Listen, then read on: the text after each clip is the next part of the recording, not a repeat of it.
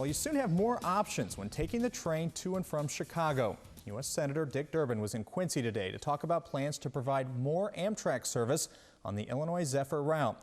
The Senate Transportation Appropriations Subcommittee recently approved $1.4 billion for Amtrak funding. Now, if it gets congressional approval, Illinois will receive $24 million in the 2007 budget, and that would about double the current funding.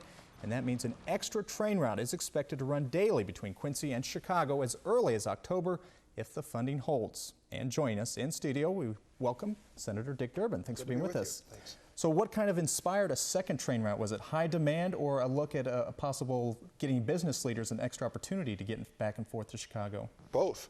If you go out to the Amtrak station when the train's supposed to leave, you'd better have a ticket ahead of time because those trains are full.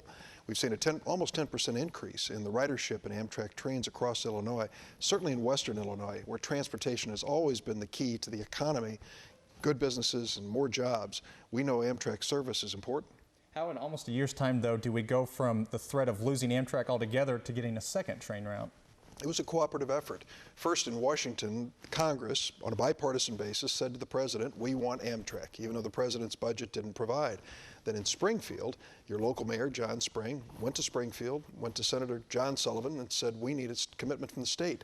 So we have almost $25 million of state money coming in. Put those together, and that's why we're going to get an additional train. All right, kind of expanding some of our views now. Let's look at it is Israel right now. It's an issue that's in the local news every night. Where do you stand? Where does the U.S. stand? Does Israel have the right to keep doing what it's doing, or should it now consider withdrawing from Lebanon and ceasefire?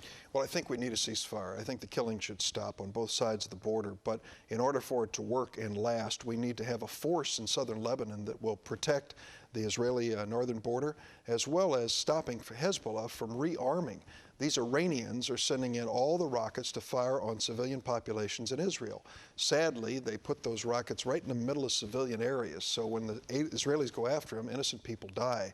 The only way for this to end with a real ceasefire, and I want one quickly, is to make sure there's an international force there that will protect not only the Lebanese, but also the Israelis. I don't believe the Americans should be part of that force. And should the ceasefire require Israel to withdraw back into their border? Once there's a force there that can be trusted to take the power away from Hezbollah, this terrorist group that fires the rockets at Israel, then I think Israel should be told it's time to move back across your border. And last question for you. Senator Joe Lieberman lost the Democratic primary in Connecticut last night, but says he's going to run as an independent.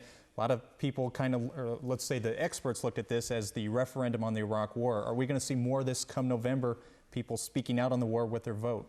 Well, I think it's a referendum on several things. 99% of the people who voted the Democratic primary in Connecticut yesterday said they were pushed because they wanted to change the policies in Washington. They don't believe the Bush-Cheney policies are right on a lot of different issues.